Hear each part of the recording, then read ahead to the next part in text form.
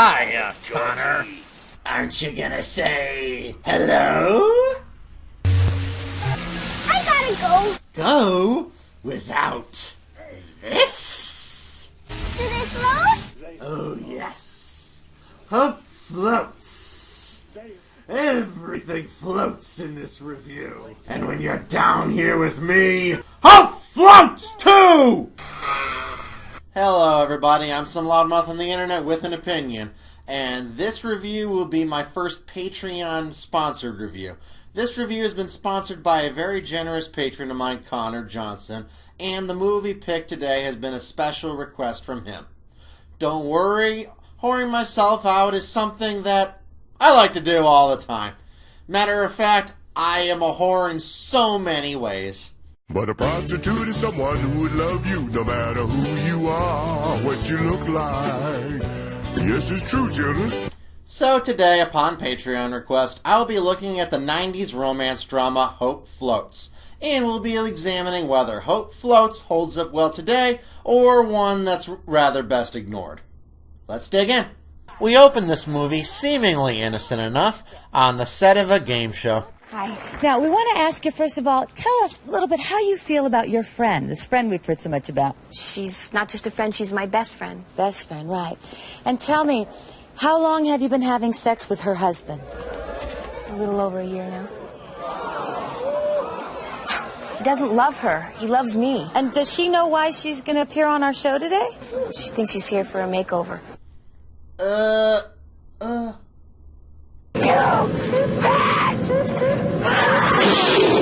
Well, you know what? I'm sure we're all wondering here why you chose to reveal this to her, your friend, on national television. Because I want her to hear my point of view. I really want her to hear me, you know? Really?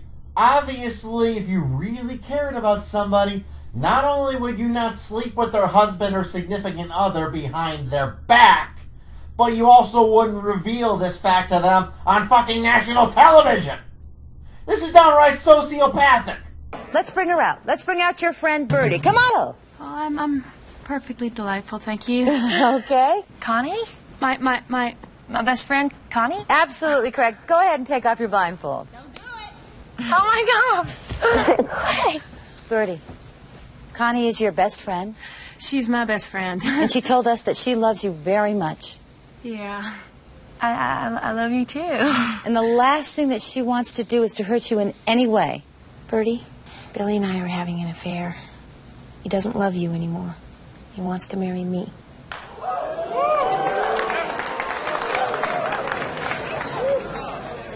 What? Connie wants you to know that your friendship is very, very important to her, and she loves you very much, Birdie. Have you been sleeping with him? Well, yeah. Actually, Connie told us that she had sex with your husband, Bill, in your home on your living room floor. I want to hear what Bill has to say. Holy shit, is that a mean-spirited opening to this movie. Sure, it makes us sympathize with our soon-to-be main protagonist, but holy shit! I know with today's, and back then as well's, habit of reality TV sinking to the very bottom of the barrel, this really doesn't seem that far off. Matter of fact, someone will probably point to an example of this in reality happening on one of those sleazy shows. I never watch them, so I would never know, but seriously, what the fuck? Then her husband actually comes on stage and confirms the whole thing with their daughter watching in the audience. Bill, are you having an affair with your wife's best friend? Yes, ma'am. All right, that's it. What an asshole. Holy shit, that is horrible. Who would do that? Who would watch this? What the fuck is wrong with people? You fucking people. We then watch Bernie Calvert, played by Sandra Bullock, moving out with her daughter, Bernice, reading a letter from her dad. Dear Princess, I know you're confused now and I don't blame you. I want you to know none of this is your fault. This is between your mom and me. Not a day will go by when I won't think about you and wish you were with me. I love you, honey. Be nice to your mom. On my heart, Daddy. No, if you cared about your child, you wouldn't have exposed her to something like that in front of millions of frigging people. You nearly scarred your child for life doing that. That would scar any kid for life. You should never be allowed anywhere near a child again. She goes on to live with her mother, Ramona, played by Gina Rollins, and the next several minutes, not really much happens, until we meet Justin, played by Harry Connick, who apparently has a history that doesn't sit well with Bernice. Hey, Justin. Well, well, well. If it ain't Bertie Calvert. It's Pruitt. Bertie Pruitt. Bertie. You know, your mother and I go way back. I know you must. Back home we had a pet skunk. Mom called it Justin Matisse. Do you think that's a coincidence? All day long Mom would scream, "You stink, Justin Matisse!" Finally she just picked up a club and killed it.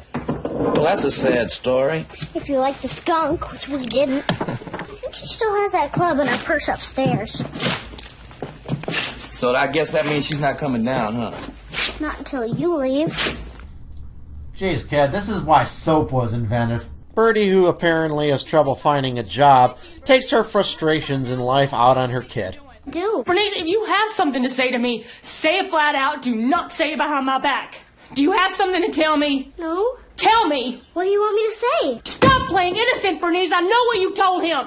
Told who? Your father, Bernice. I just got off the phone with him. Do you know what he said to me? He said, "I'm sorry you're taking this so hard. I'm sorry you can't get out of bed, but we have a daughter to take care of." What did you say to him? Nothing. It wasn't bad. I just said you were sad.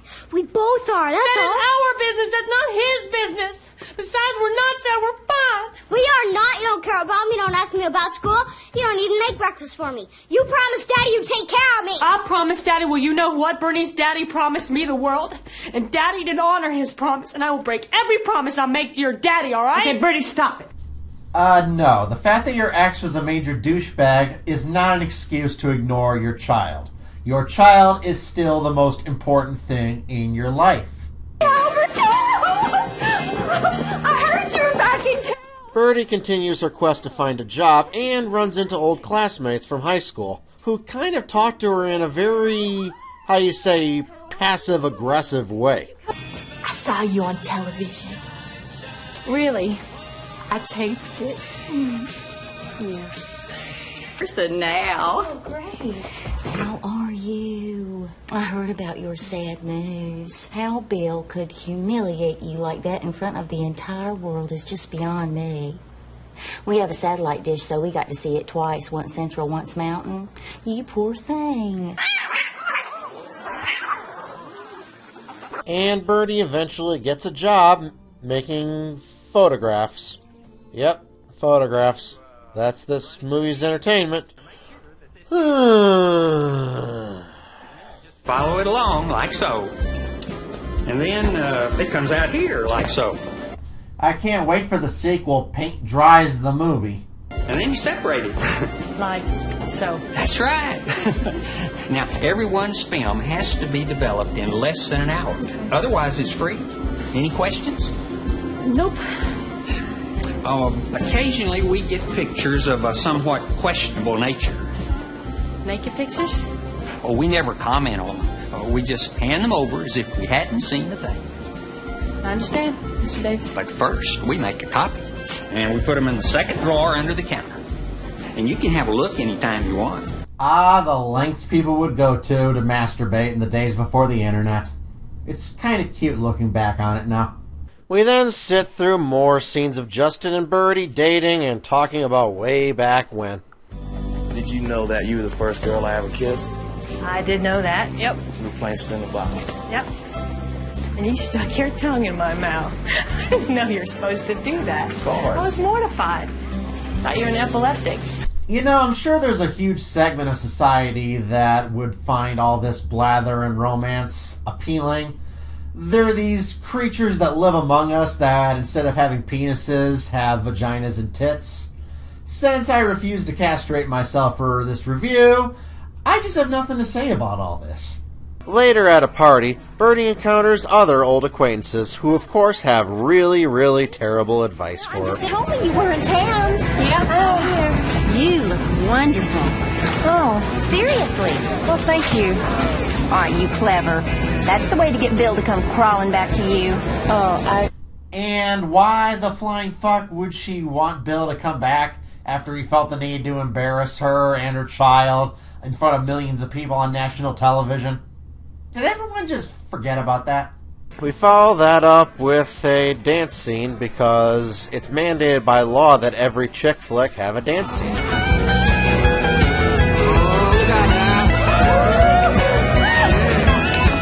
Yeah, look at that expensive, high production value to create these dance scenes. This movie's budget was $30 million.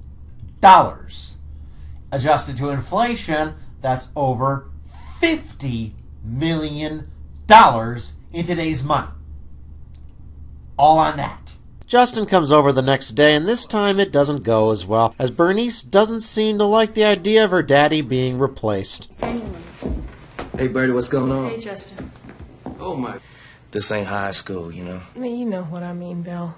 What? My name is Justin. It ain't Bill. People would stop to watch you come down the street. Here comes that Bertie Calvert. Their eyes would light up. You could see it on their faces. You think you've lost that. I can still see it. Bill can't see that. You don't know anything about Bill. I know that Bill could let you go. Damn, Bertie. When are you gonna face up to the fact that he ain't coming back for you? You get out of here. My daddy is coming back. Bernice. And he loves me and he wants my mother. And he'll kill you if you ever Stop come around it, here. Bernice. Tell him. Be quiet. Who said this channel wasn't a drama channel? YouTube needs more of those. Bernice is apparently so angry at her mother that she won't even come out and talk to her when her mother comes to bring her her lunch. How are you? Fine. What's up? I was wondering if you could, Bernice! Bernice, honey! Isn't that your mom? Sweetheart! Wow, that's cold, kid. That's real cold. Let's go. More unpleasantness happens as Bernie's mother suddenly passes away. No, 911. Mama, this isn't happening to me. Come on, not now, Mama. Come on, not now. Don't do this to me now, Mom. Come on, Mom. Ouch. And guess who shows up at the funeral? That's right, her two-timing ex-husband. This leads to eventually an extremely dramatic moment where he leaves to be with his new mistress, leaving his daughter heartbroken. Stop it, Daddy! Bernice, you know I'd take you with me if I could. You can! Try to understand, baby. Connie and I, we need this time to ourselves to try to make a go of it. Let me in! You want me! I'll always want you, Bernice. You're my little princess. No! But your mama, she needs you. No! And you need her. No, I don't need you! I love you, princess. I gotta go.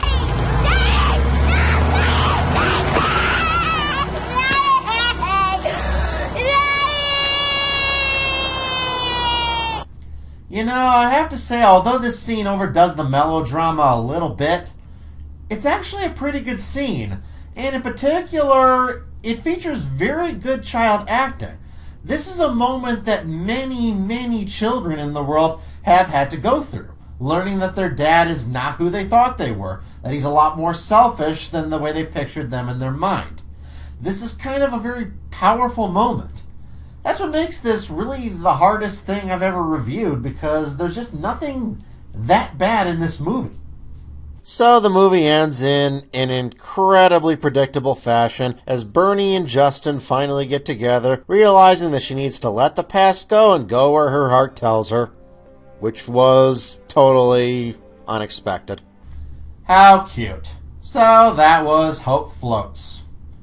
Everything in this movie, well, just floated and didn't really do anything else for me. It was a romance movie. What else is there to say? It has moments of legitimately well-written drama, but most of it's just kind of dull. But this is not a movie for me. However, if you're into movies of this genre, it's perfectly okay and inoffensive. This is just one of those movies that guys are forced to watch by their girlfriends, oftentimes at gunpoint or pussy point, if you would say. I've seen better, but I've also seen worse, so I can't really give this movie anything more than a big, fat meh. Thanks for the Patreon donation, Connor. I really, really appreciate that. And a link will be below in the description below to give more patron donations for anyone else who'd like to.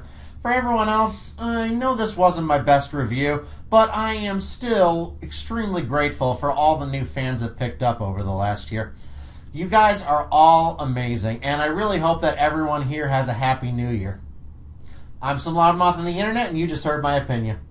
Special thanks to my two awesome patrons, Connor Johnson and Humane Minds, and if anyone else would like to become a patron of mine, the link will be in the description. Also, please follow me on Twitter at Twitter handle LoudmouthR, and share, like, and subscribe for more Loudmouth views, commentaries, and editorials.